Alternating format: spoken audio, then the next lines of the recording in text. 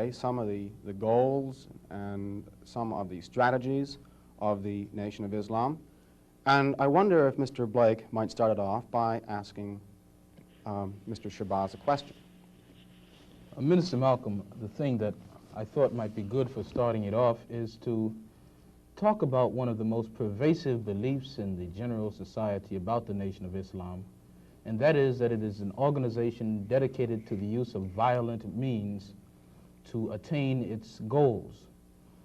The question I have is, how true is this, and why do you think it persists in society?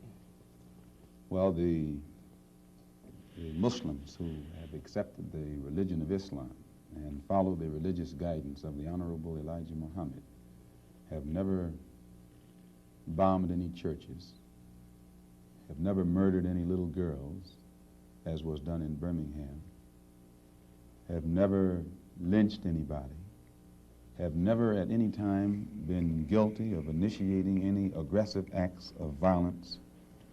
During the entire 33 years or more that the Honorable Elijah Muhammad has been teaching us, the charge of violence against us actually stems from the guilt complex that exists in the conscious and subconscious minds of most white people in this country. They know that they've been violent in their brutality against Negroes, and they feel that someday the Negro is going to wake up and try and do unto them as they have done unto the whites as the whites have done unto us. We aren't a violent group.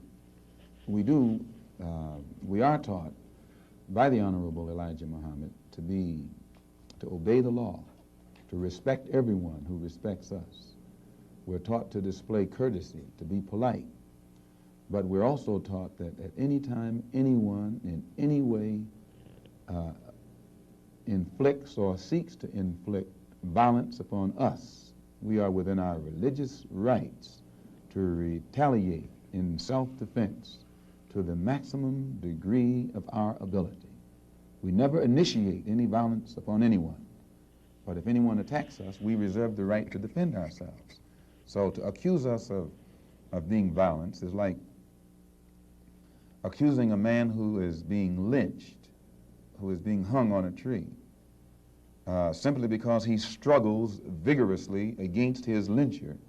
The victim is accused of violence, but the lyncher is never accused of violence. And I only point this out because the various racist groups that are set up in this country by whites and who have actually practiced violence against blacks for 400 years are never associated or identified or made synonymous with the term violence. But whites speak of Muslims almost synonymously with violence. Whenever Muslims are mentioned by them, violence is brought up, but it's not connected with any other group. This is a sort of a propaganda tactic, or what I would call psychological warfare, to in some way make the image of the Muslims in this country be a violent image rather than a religious image.